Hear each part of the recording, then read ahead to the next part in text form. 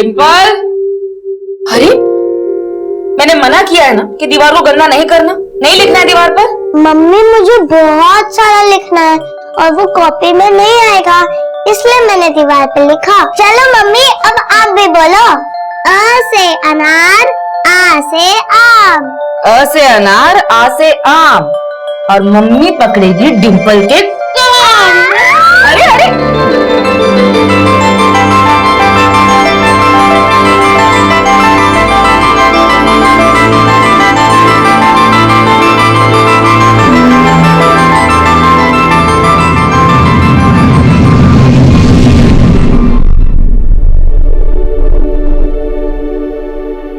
कभी दीवार पे कुछ लिख देती तो कभी छोटी मोटी शरारत करके सबको सताती, और कुछ बोल दो तो रुआसा मुंह बना के सॉरी बोल देती थी। लेकिन अब उसकी सारी शरारत बर्दाश्त कर लेंगे हम। पता नहीं तितली की तरह कहाँ उड़ गए। चिड़िया उड़, बंदर उड़, एरोप्लेन उड़, टीवी उड़। पापा अब आपको पनिशमेंट मिलेगी। ओके ठीक है, क्या पनिशमेंट देना आपको? अब आपको डांस करना पड़ेगा। डांस? और वो भी आपको लेडीज डांस करना पड़ेगा।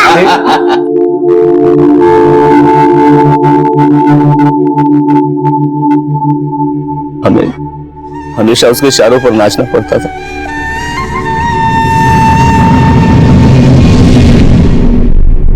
कभी हाथ खींच कर कहती थी पापा पापा मार्केट चलो ना मेरे साथ, और कभी अपने पास बिठा लेती थी, बोलती थी पापा मेरा मनपसंद कार्टून देखो ना। एक बार मुझे मेरी बेटी वापस मिल जाए, मेरी बच्ची मुझे वापस मिल जाए। कुछ उसके बिना कुछ अच्छा नहीं लगता, कुछ भी अच्छा नहीं लगता। उसके साथ खेलते थे तो ऐसा लगता था कि हमारा बचपन लौट आया है। पता नहीं कैसे कटेगी बाकी की जिंदगी हमारे डिम्पल के बिना। नमस्कार, मैं senior inspector Ranjit Thakur, crime patrol Dastak के इस भाग में आपका स्वागत है। बच्चे बहुत ही भोले और साफ दिल के होते हैं। वो जो कुछ भी करते हैं दिल से करते हैं। कहते हैं उनकी मासूम सी शैतानियों में भगवान की लीला छुपी होती है, लेकिन उन्हें क्या खबर, इस दुनिया में बहुत सारे शैतान भी इंसान का चेहरा बनाकर घूमते हैं। डिम्पल के घर वाले परेशान थे और इस केस में सबसे ज्यादा दुख की बात यह थी कि खुद पुलिस भी उनकी आप बीती सुनने को तैयार नहीं थी। साहब मेरी बेटी मिसिंग हो गई, पता नहीं कहां चली गई। साहब रिपोर्ट लिखवानी।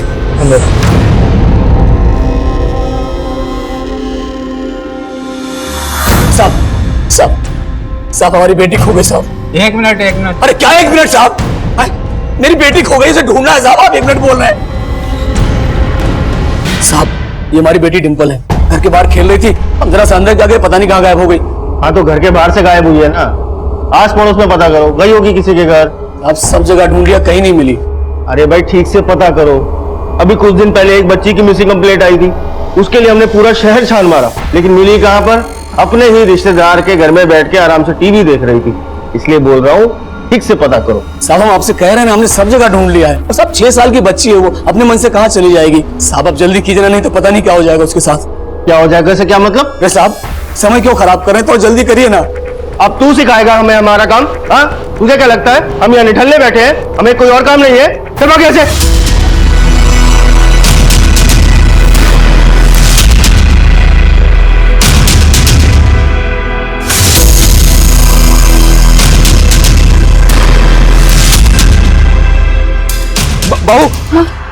बहू डिम्पल का कुछ पता चला? नहीं, आपको मिले? नहीं, मैंने यहाँ सब लोगों से पूछा, किसी को कुछ पता नहीं चल रहा। हाँ ललित बोल। बाबूजी डिम्पल मिली? नहीं बेटा, हमने बहुत जगह देखा पर उसका कहीं पता नहीं चल रहा। तो तूने कंप्लेंट लिखा दी है ना? अरे बाबूजी पुलिस वाले कुछ नहीं करने वाले हैं, कंप्लेंट तक तो लिख ही रहे हमारी। ठीक है, तू वापस आ जा।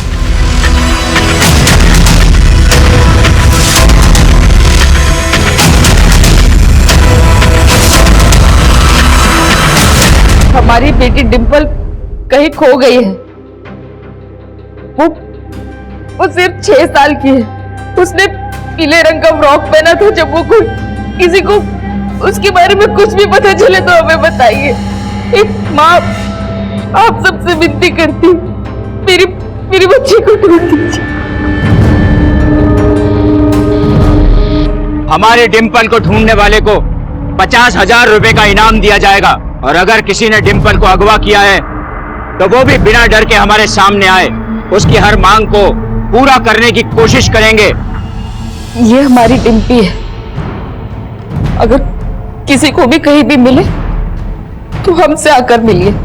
हमारा पता है 45/66 जयंत गार्डन, गया, बिहार।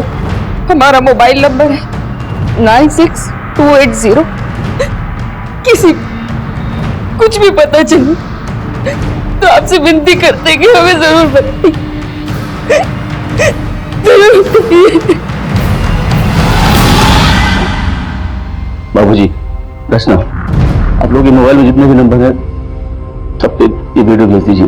भैया जी, हमें भी ये वीडियो भेज दीजिए, हम भी सभी नंबरों पे भेज देंगे। हाँ, इनको भेज दो, तुम्हें भेज दो।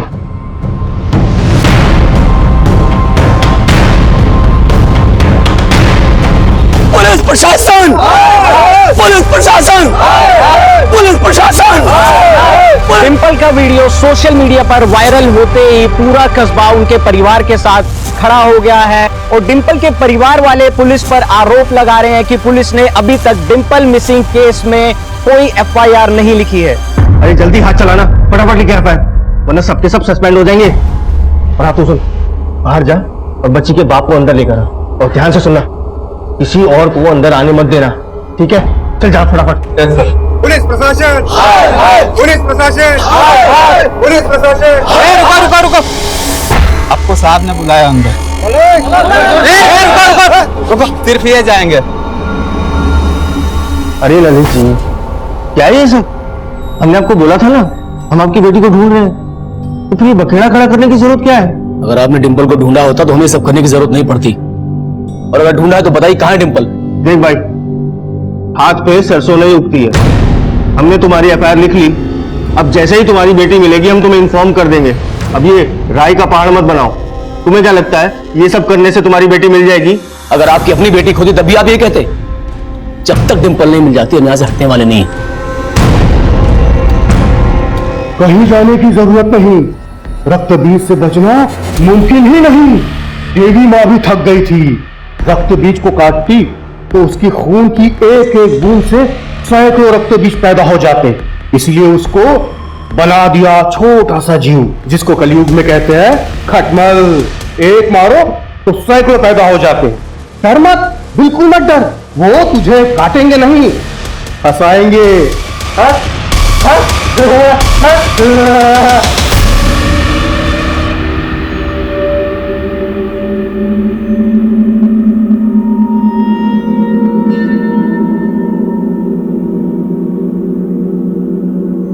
फातिमा,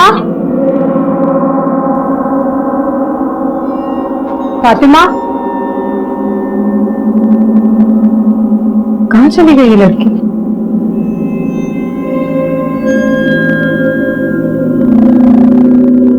फातिमा, अरे क्या हुआ ये? और ये खून? मम्मी, इस एक बूंद खून से सैकड़ों रक्त बीज पैदा हो जाएंगे। रक्त बीज? ये क्या बोल रही है तू? वो कुछ नहीं अम्मी, रक्त बीज की कहानी याद आ गई थी। कहाँ से सुनकर आती है सब कहानियाँ? हाँ, चलो अभी स्कूल के लिए देर हो रही है, जल्दी से तैयार हो जाओ। नहीं अम्मी, हमें स्कूल नहीं जाना, हमारी तबीयत ठीक नहीं लग रही है, हम सोने जा रहे हैं। अरे फातिमा रुको, ये लड़की भी ना। लीजिए आपकी चाय। सच में बुखार है इससे या स्कूल नहीं जाने के लिए बहाने बना रही? हाँ, थोड़ा बुखार तो है। सोहेला, आज के लिए इसे छुट्टी दे दो। क्यों झूठ बोल रहे हैं आप? पढ़ाई के लिए लाड अच्छा नहीं होता, भेजिए इसे स्कूल। सोहेला, जब उसका मन नहीं है आज स्कूल जाने के लिए तो रहने दो ना, अब रोजाना तो स्कूल जाती है। हाँ? अब देखो, बच्चों के साथ ऐसे जोर जबरदस्ती करना भी अच्छी बात नहीं। ठीक है, तो करो अपनी मन की। और हाँ, ये रोज रोज नहीं चलेगा फातिमा, समझ गई?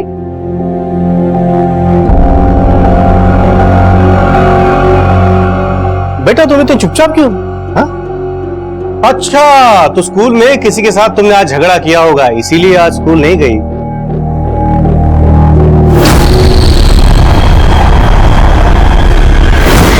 क्या हुआ बेटा? क्या सोच रहे हो?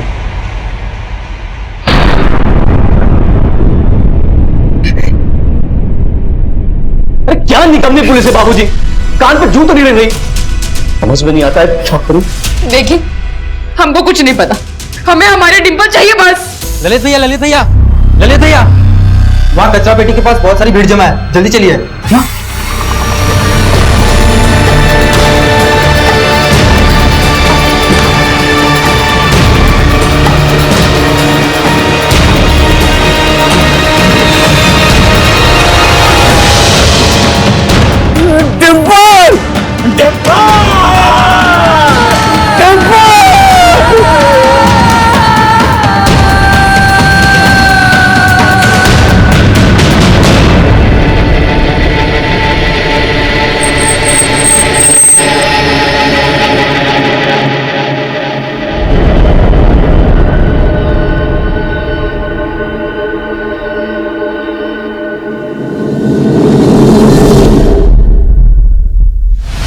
हमारी वजह से हमारी डिंपल बच्चों संभाल संभाल के औकात में लवली। क्या जवान संभाल के, सब तुम्हारी गलती है। समय होते हुए ढूंढा दूर, डिंपल के साथ ऐसा नहीं होता। मारो इनको, मारो इनको, मारो इनको, मारो इनको, मारो। जिस पुलिस पर ये समाज, ये पब्लिक इतना भरोसा करती है, अगर वो ही ऐसे काम करेगी तो कैसे चलेगा? अगर एसआई सुशील और उसकी टीम ने इस केस की जांच समय पर शुरू कर दी होती तो शायद मैं आपके सामने ये कहानी नहीं सुना रहा होता। सुशील की लापरवाही की वजह से इस केस को मीडिया ने इतना कवरेज दिया कि पुलिस पर ही हजारों प्रश्न खड़े हो गए, और फिर उसके बाद एसआई सुशील को सस्पेंड कर दिया गया, और फिर मेरी अगुवाई में एक एसआईटी यानी कि स्पेशल इन्वेस्टिगेशन टीम का गठन हुआ।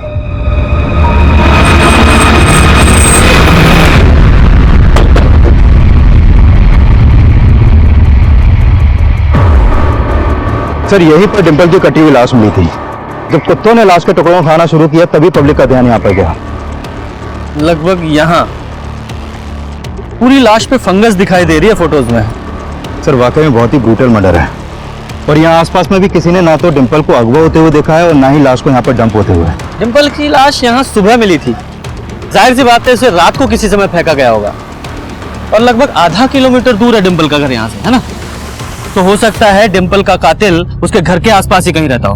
पर सर, जिन सर्कमस्टेंसेस में ये केस सामने आया है, डिंपल की फैमिली से पूछा तक नहीं गया था कि उनको किस पर शक है। मालूम है, उनका भरोसा जीतना मुश्किल है, लेकिन उसके लिए उनको घाव देने वाले को पकड़ना होगा, और साथ ही साथ उनके घावों पे मरहम भी लगाना होगा। मैं डिंपल के घर वालों से मिलकर आता हूँ, और तब तक तुम देखो पोस्टमार्टम का क्या स्टेटस है। Okay sir.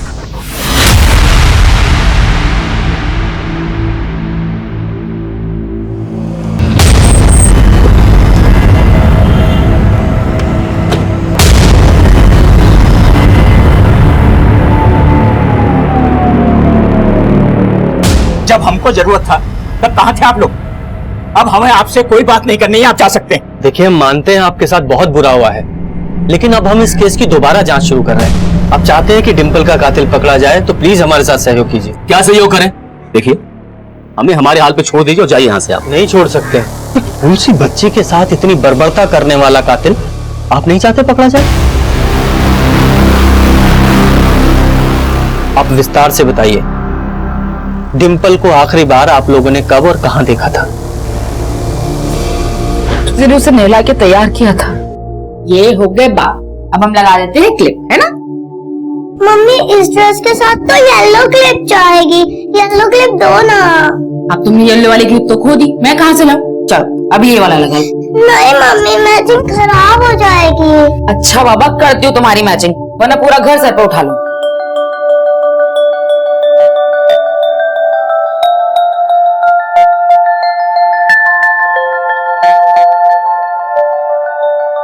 ये देखो, ये हो गई तुम्हारी येलो क्लिप तैयार। खुश? लाओ। मम्मी आप तो बहुत स्मार्ट हो, पर अभी पापा के शॉट का क्या होगा? मेरी माँ, तुम अपनी फिक्र करो। हमका क्या फिक्र, हम तो चले खेलने। ये बोल आराम से।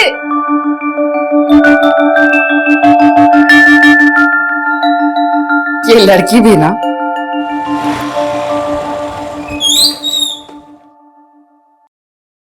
डिम्पल कब से खेल रही हो? अरे पापा बस 9 मिनट में आई। चलो फटाफट अंदर आ जाओ, आ जाओ, शाम हो रही।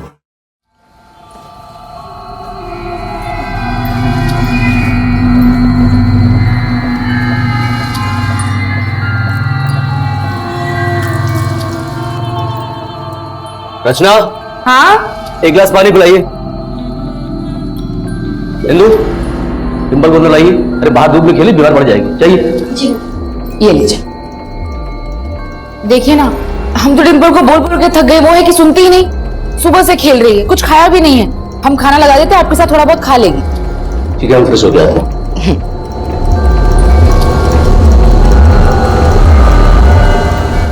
रचना जी, डिम्पल नहीं है अभी तक। वो इंदु गई है बुलाने। अरे उसे गया 10 मिनट हो चुका है। भैया डिम्पल कहीं नहीं मिल रही है। कहीं नहीं मिल रही? अरे यही बाहर तो खेल रही थी। हम गए थे बाहर, नहीं है। आसपास भी देखा तो नहीं मिल रही है। नहीं मिल रही?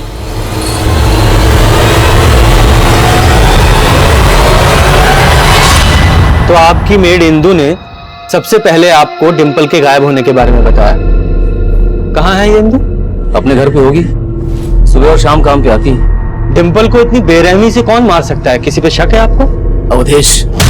कौन है अवधेश? हमारा साला, रचना की बुआ का लड़का। दरअसल सर, रचना बचपन से अपनी बुआ के यहाँ रही है और हम दोनों की लव मैरिज थी, तो इस बात से अवधेश बहुत खफा था। ये रहता है पास में, आते जाते निगाह मिल जाती है उससे। लेकिन 7 महीने पहले जब रचना प्रेग्नेंट थी।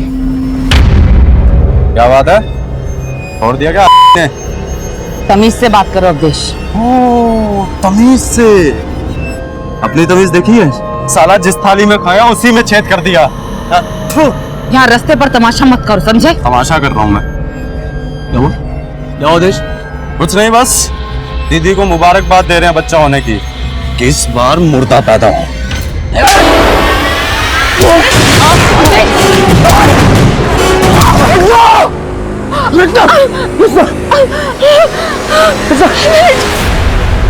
अवधेश की वजह से हमारा दूसरा बच्चा भी, और डिम्पल। साहब, बेटे की शादी के 5 साल बाद भी हमारी बहू की गोद सुनी थी। बहुत मिन्नत की, बहुत प्रार्थनाएं की, फिर भगवान ने हमें एक बच्चा दिया, डिम्पल। और उसके भाग से ही उसका भाई या बहन आने वाला था, मगर इस अवधेश की वजह से। अब अवधेश को हमने अंदर करवा दिया, फिर वो जमानत पर बाहर आया, और बाहर आते उसने डिम्पल को भी। साहब आप देखो ना, जब से डिम्पल लापता है वो भी गायब है। साहब ये सारी बात मेरे बेटे ने वो आपके इंस्पेक्टर सुशील को बताई थी, और उसने हमारी कोई मदद नहीं की। अब उसका तो फोन भी स्विच ऑफ आ रहा है। मुझे पक्का यकीन है कि उसने ही डिम्पल को मारा है, और वो इंस्पेक्टर सुशील ना उसके साथ मिला हुआ है। वो क्यों मिला होगा? क्योंकि सर से जानबूझकर कोई एक्शन नहीं लिया। जरूर अवधेश से पैसे खिलाए होंगे उसे।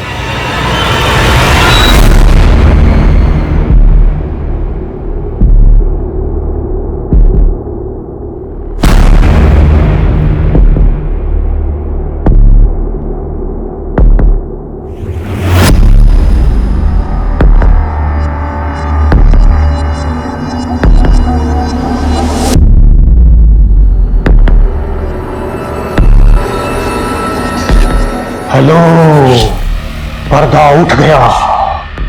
रक्तबीज ने ली आज फिर से इस रंगमंच पे एंट्री। आज का खेला बड़ा दिलचस्प होगा।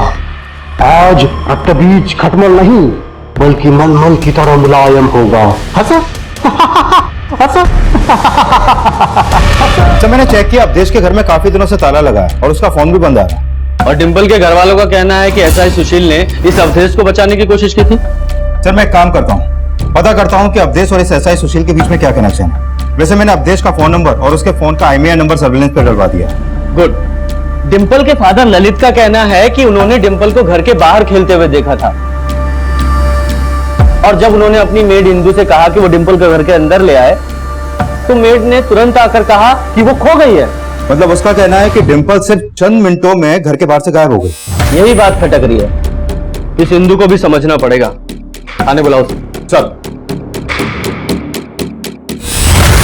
फातिमा, फातिमा बेटा उठ जाओ बेटा। फातिमा 2 बज गए, चलो उठो बेटा। फातिमा, फातिमा बेटा क्या हुआ बताओ। देखो बेटा डरो मत, आपके साथ किसी ने कुछ गलत किया है। कौन है बेटा बताओ। रक्त बीज। रक्त बीज? वो नहीं, ये लो चॉकलेट खाओ। किसी को कुछ बताया तो रक्त बीज तुम्हें आ जाएगा।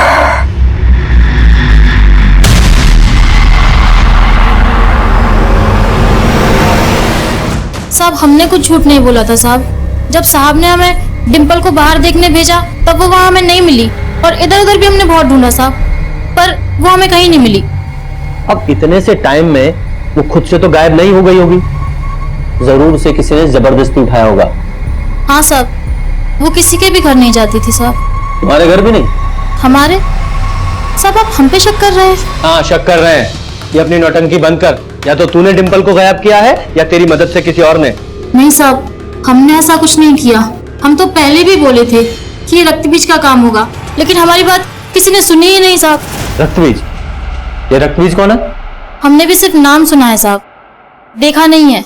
लेकिन आप इलाके के लोगों से पूछ सकते हैं साहब। यहाँ रक्तबीज का खौफ है।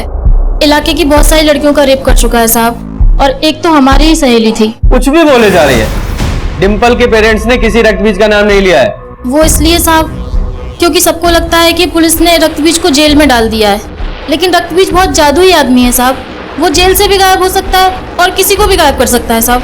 भांग खा के ये तू, तेरा दिमाग घूम रहा है, कुछ भी बकवास कर रही है। पढ़े लिखे नहीं है ना साहब, इसलिए हमारी बात का कोई विश्वास नहीं करता।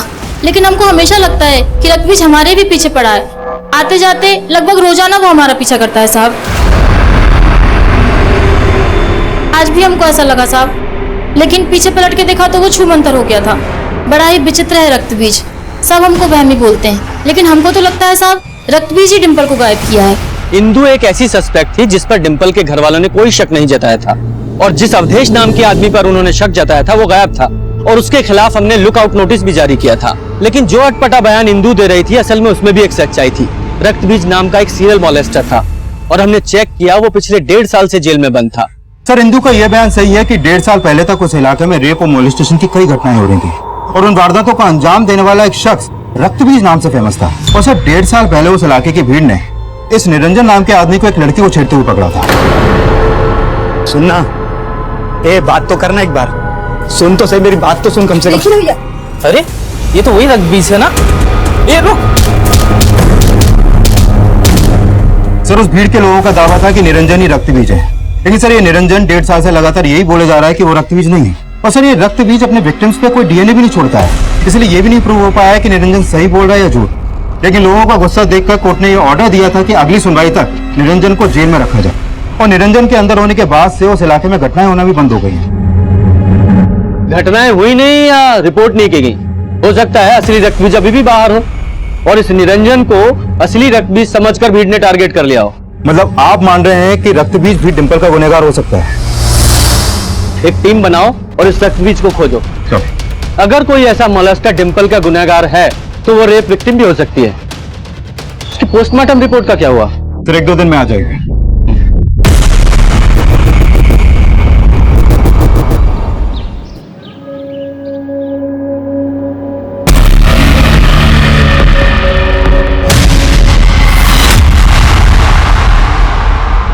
सुष्मिता बार बार पीछे क्यों दिख रही है? कुछ नहीं बात कर।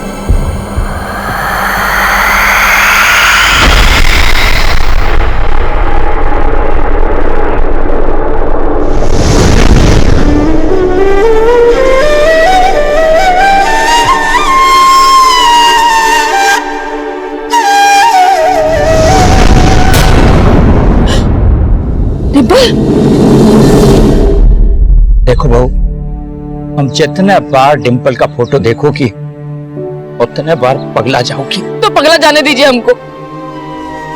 हमारा बस चले ना तो जहर खा के मर जाए। बेटा हम मानते हैं कि हम में से कोई भी डिंपल को कभी नहीं भुला पाएगा, पर बच्चे का दुख बच्चा ही दूर कर सकता है। और इस दुख से उबरने का एक ही तरीका है, अपने परिवार को बढ़ाओ।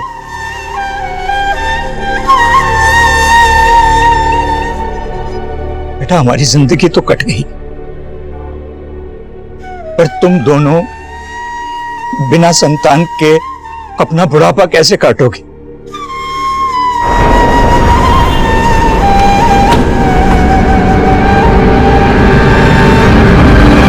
हाँ साहब, रक्त बीज पकड़ा तो गया था, लेकिन उसका खौफ इंदु और यहाँ की हर औरत के मन से कभी नहीं हटा। मगर एक बात है साहब, ये इंदु की बात में मुझे सच्चाई नहीं लगती। लेकिन कभी आपको ऐसा नहीं लगा कि सिंधु ने ही डिंपल के साथ? नहीं नहीं साहब, बिल्कुल नहीं, वो हमारी पुरानी वफादार है। अच्छा, हमें पता चला है कि लगभग 2 साल पहले आपने और आपके इलाके के लोगों ने किसी सुदर्शन नाम के आदमी को पकड़ा था रक्तबीज समझकर। कहाँ जा रही हो? उसको छोड़ेंगे नहीं हम आज, पुलिस के हवाले करके रहेंगे। मारो। हाँ सर, हमने इसे रक्तबीज समझकर पकड़वाया था, लेकिन बाद में पता नहीं क्या हुआ, फिर पुलिस वालों ने इसे छोड़ दिया और बाद में हमें पता चला कि असली रक्तबीज भी पकड़ा गया था। कौन असली रक्तबीज है कौन नकली रक्तबीज है ये तो हम पता लगा रहे हैं, लेकिन कभी आपने ये नहीं सोचा कि ये सुदर्शन आपसे बदला ले सकता है और इसी ने डिंपल को? क्या यही पूछने आए थे आप? अगर आपको पता है सबको तो जाके पकड़िए उन्हें। आप क्या पकड़ेंगे? अवधेश को तो पकड़ नहीं पाया अभी तक, बस पूछने चले आते हैं आप। इसलिए बनाई थी एसआईटी। ये एसआईटी डिंपल को इंसाफ दिलाने के लिए ही बनी है, और कुछ भी बोलने से पहले खुद पे काबू रखिए। और हम ठान चुके हैं कि डिंपल का गुनहगार बचने नहीं वाला। सुष्मिता, हम जरा आते हैं, ये दरवाजा बंद कर लेना। हाँ माँ, कर लूंगी।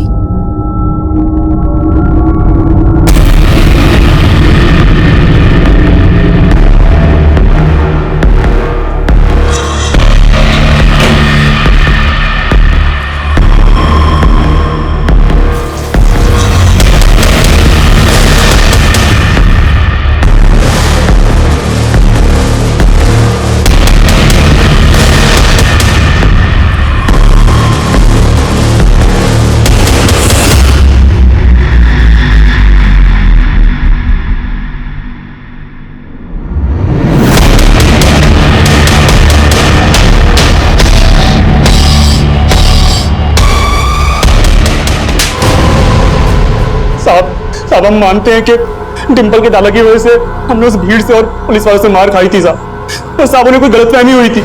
हाँ, गलतफहमी तो हुई थी, क्योंकि तुझे यानी कि असली रक्तबीज को छोड़कर किसी और को तो अंदर किया हुआ है। नहीं साहब हम कोई रक्तबीज नहीं है साहब, और उस दिन हम कोई छेड़छाड़ नहीं कर रहे थे साहब। वो लड़की तो हमारी गर्लफ्रेंड थी साहब, और जब उसने ये बात पुलिस वालों को जाकर बताई तो उन्होंने हमें छोड़ दिया था साहब। हो सकता है तूने उस लड़की को मजबूर किया हो कि वो तुझे बचा ले। नहीं साहब, ऐसा बिल्कुल भी नहीं है साहब। अच्छा, तो कहानी उल्टी है। डिंपल के दादा ने तुझे रक्तबीज समझकर पिटवाया, इसलिए तूने बदला लेने के लिए उनकी पोती को मार के फेंक दिया। साहब आप ये क्या बोल रहे हैं साहब? हमने ऐसा कुछ भी नहीं किया साहब, हमको जाने दीजिए साहब, हमको जाने दीजिए। जा तो तू नहीं पाएगा, सच्चाई बताएगा। तिवारी जी, उगलवाओ इससे। सर, डिंपल की पोस्टमार्टम रिपोर्ट आ गई है, लेकिन सर इस रिपोर्ट में ऐसे कोई साइन नहीं मिले हैं कि डिंपल को फिजिकली अब्यूज किया गया हो। सर अब तो उस रक्तबीज या फिर किसी भी मोलेस्टर का एंगल तो इस केस में एग्जिस्ट ही नहीं करता है। पर नफरत का एंगल एग्जिस्ट करता है। इस 6 साल की बच्ची ने न जाने क्या क्या सहा होगा। इसको तड़पा तड़पा के मारा गया है, इसको मौत से पहले बुरी तरीके से पीटा गया। उसकी पसलियों, हाथों और पैरों सभी हड्डियों पर क्रैक्स हैं। बस रिपोर्ट के हिसाब से उसकी मौत उसी दिन हुई थी जिस दिन वो गायब हुई थी, यानी कि उसे 8 घंटे तक टॉर्चर किया गया। उसके सर पर किसी भारी चीज से वार किया गया और उसकी बॉडी को कचरा फेंकने वाली जगह पर जाकर डंप कर दिया गया। सर इस रिपोर्ट में एक स्ट्रेंज बात और सामने आई है, डिंपल की बॉडी पर पुआल के कुछ टुकड़े भी मिले हैं।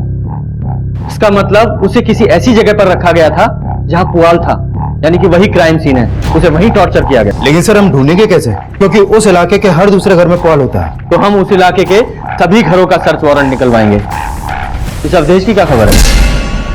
सर फिलहाल अभी तक उसका कोई क्लू नहीं मिला है, लेकिन हमारी तलाश जारी है। इवन हमारी नजर उसके उन रिश्तेदारों पर भी है जो उसको छुपने में उसकी मदद कर सकते हैं।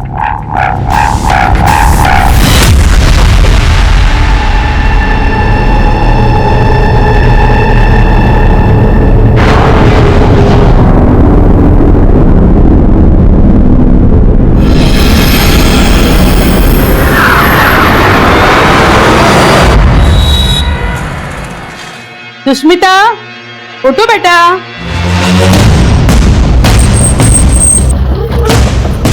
सर, कल रात इस आदमी ने एक औरत को यहाँ पर ये पुआल फेंकते हुए देखा था। पुआल पर खून के निशान भी हैं।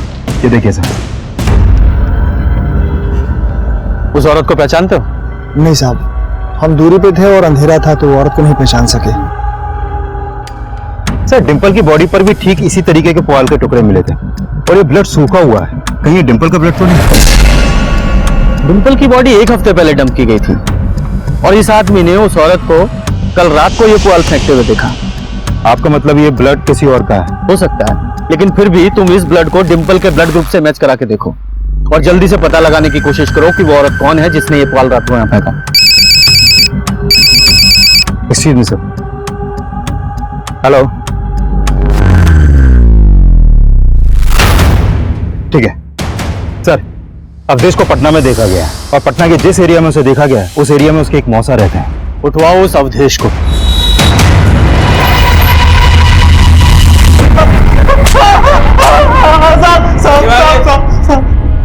मानते हम ललित और रत्ना से नफरत करते थे, लेकिन ना तो उसके पेट में पल रहे बच्चे को मारना चाहते थे और ना ही डिंपल को कुछ किया है साहब हमने। जब कुछ नहीं किया तो गायब क्यों था? साहब हम डर गए थे। हमको मालूम था वो लोग डिंपल के लिए हमें ही दोषी ठहराएंगे। साहब हमने कुछ नहीं किया। जो कुछ भी तूने किया है वो 5 मिनट में तेरे से उगलवाएंगे। तिवारी जी, शुरू हो जाओ। नहीं साहब। ये फाइल एसपी साहब के ऑफिस में पहुंचा दो। Okay sir. Sir, forensic report आ गई। उस पुआल पे जो ब्लड मिला था वो डिंपल के ब्लड से मैच कर गया। यानी डिंपल के मर्डर में एक औरत इन्वॉल्व है। लेकिन सर, इंदू के अलावा हमारी सस्पेक्ट लिस्ट में कोई दूसरी औरत है ही नहीं। सब हमने कोई पॉल नहीं फेंकी थी साहब, और डिंपल की हत्या में हमारा कोई हाथ नहीं है साहब। नौटंकी बंद कर। उस रक्त बीज की कहानी भी तूने ही सुनाई थी ना खुद को बचाने के लिए? नहीं साहब, हमने कोई कहानी नहीं सुनाई थी, हम सच बोल रहे थे। और आपसे मिलने के बाद तो रक्त बीज हमारी इज्जत लूटने की कोशिश किया था साहब। हो गया तेरा? अब हम शुरू करते हैं। जरा याद दिलाओ इसे।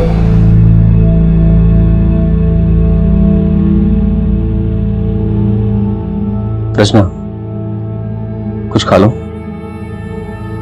हमको नहीं खाना। देखो, खाओगी नहीं तो बीमार पड़ जाओगी। खा लो। ललित, इंदू को पुलिस ने गिरफ्तार कर लिया है और अवधेश ने फिर से अर्जी लगाई है जमानत के लिए।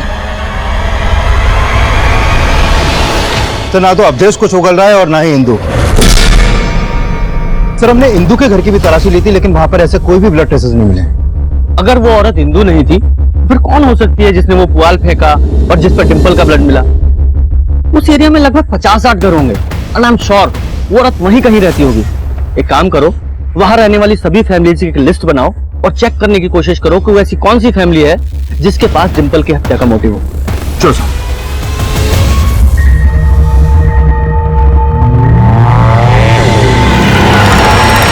सर, उस एरिया में ये विनीता नाम की एक विधवा औरत रहती है जिसका डिंपल के परिवार से रिश्ता है। क्या रिश्ता है?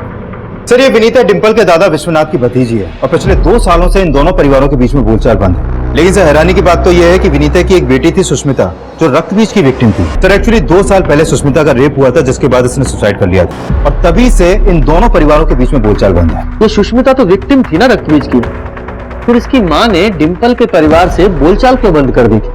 हाँ सर, सुष्मिता उस रक्त बीज के खौफ में जी रही थी और इसीलिए विनीता सुष्मिता की शादी 16 बरस की उम्र में ही करा देना चाहती थी। मेरे ललित ने इस बात का विरोध किया था। ये कैसी बात कर रही हैं आप? नाबालिग है भी, आप किसकी शादी के बारे में सोच रही हैं? हम भी ये नहीं चाहते, पर हमारी बच्ची यहाँ सुरक्षित नहीं है।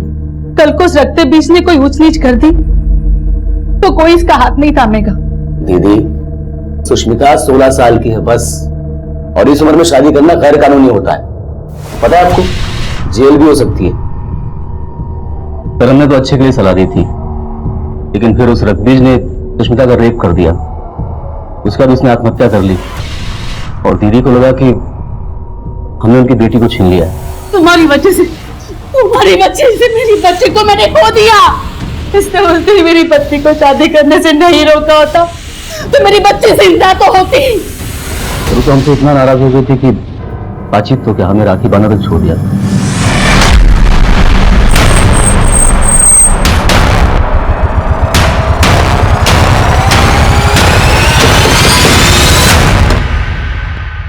जी साहब। विकास, पूरा घर को सर्च करो। साहब हुआ क्या है? लेकिन पता चल जाएगा।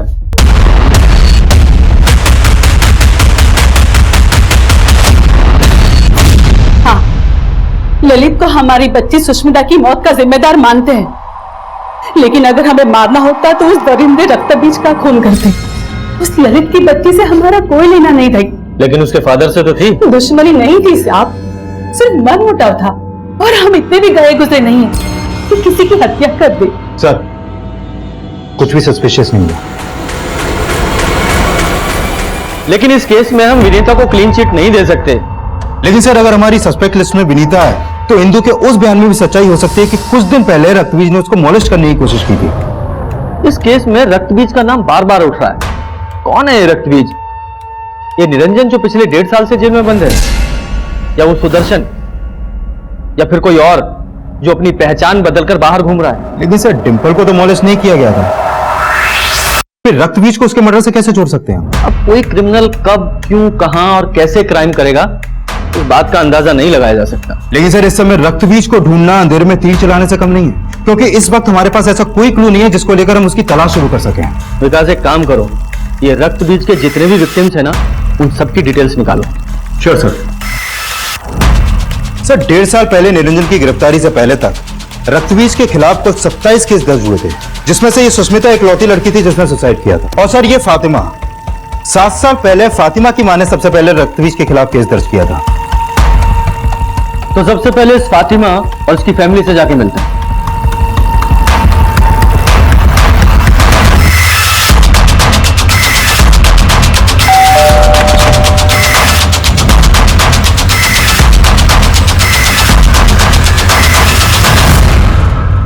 साहब, उस हादसे के बाद मेरी फातिमा इतना टूट गई थी, हमारा दिल ही जानता है कि हमने उसे कैसे संभाला है।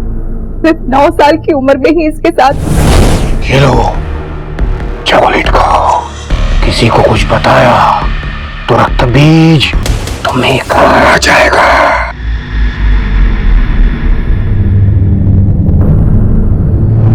फातिमा बेटा, देखो, हम जानते हैं तुम दोबारा से वो सब कुछ नहीं याद करना चाहती, लेकिन क्या अभी तक तुम्हें कोई अंदाजा नहीं है कि वो कौन था?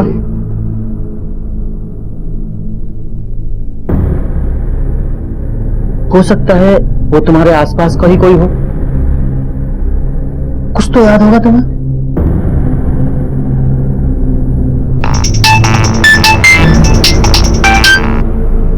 हाँ गुप्ता जी, बोलो। सर, जिस एरिया में वो पुआल मिली थी उस एरिया में एक मुजाहिब नाम का आदमी रहता है, और पता चला है कि उस मुजाहिब का डिंपल के दादा से कोई पुराना कनेक्शन है। कैसा कनेक्शन? सर, हमारा ब्याज का धंधा है।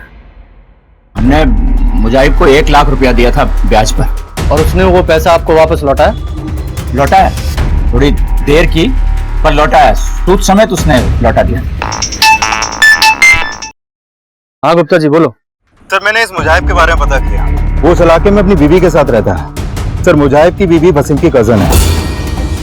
ये वसीम कौन है? सर, ये वसीम फातिमा का फादर है, जो रक्तबीज की पहली विक्टिम थी। सर, ये वसीम और मुजाहिब जीजा साले हैं। लेकिन इन सब का डिंपल मर्डर केस से क्या लेने देना है?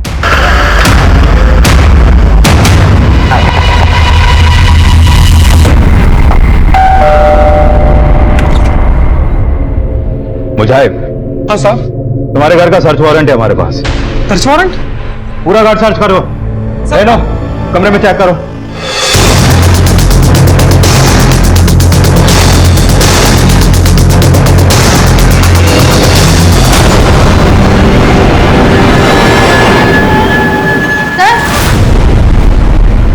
इस पुआल से ये फाइल मिली है।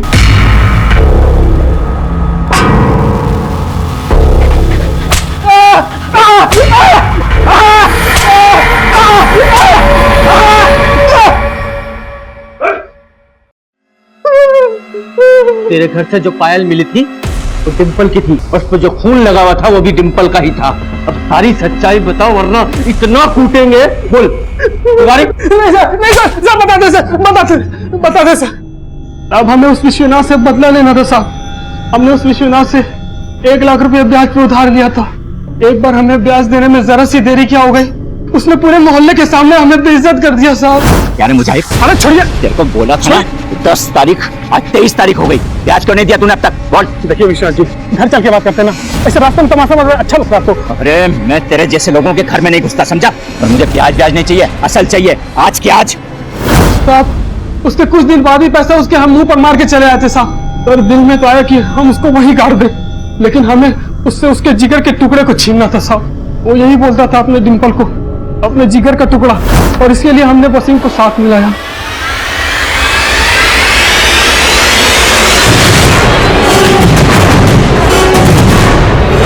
हमने उसकी लाश उसी रात ठिकाने लगा दी थी, लेकिन अगले दिन देखा डिंपल के खून के धब्बे पुआल और घर में रह गए थे, इसीलिए हमने उस पुआल को देर से जला के फेंकने की कोशिश की थी सर।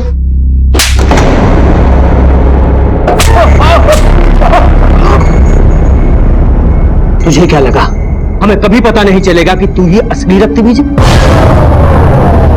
इतनी सारी लड़कियों को अपनी हवस का शिकार बनाया, यहां तक कि अपनी बेटी को भी नहीं छोड़ा।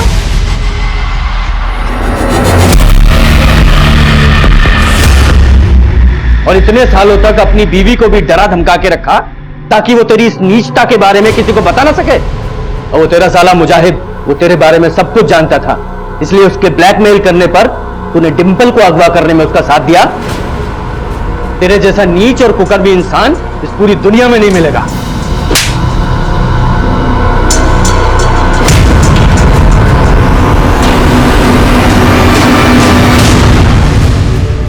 हमको जरा भी इस बात का अंदाजा होता कि वो हमारी बात का इतना बुरा लगा लेगा,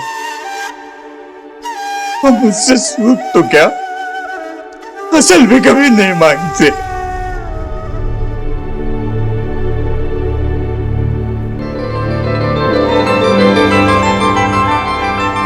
कहते हैं बच्चों की मासूमियत और उनकी निश्चल हंसी किसी का भी दिल पिघला सकती है, लेकिन अफसोस 6 साल की डिंपल के आंसू और उसकी जान बख्श देने की गुहार भी मुजाहिद के ऊपर हावी हुए शैतान पर कोई असर नहीं डाल सकी। इस पूरे अपराध में मुजाहिद का साथ उसकी बीवी ने भी दिया था। वहीं 10,000 जैसी मामूली रकम के लिए विश्वनाथ ने अपने और अपने परिवार के लिए एक घातक दुश्मन खड़ा कर लिया था, और इस दस्तक का उन्हें पता तक नहीं चला। वसीम जो रक्त बीज बनकर कस्बे की कई लड़कियों के साथ साथ अपनी बेटी फातिमा को भी अपना शिकार बना चुका था, उसका बचाव खुद उसकी पत्नी सुहेला कर रही थी, जो सब कुछ जानकर भी चुप थी। ऐसे समाज में हमारा परिवार, हमारे बच्चे तब तक सुरक्षित नहीं है जब तक छोटी से छोटी दस्तक भी हमारा ध्यान अपनी ओर ना खींचे। आज के लिए बस इतना ही। देखते रहिए क्राइम पेट्रोल दस्तक, क्योंकि मकसद बताना नहीं, बचाना है।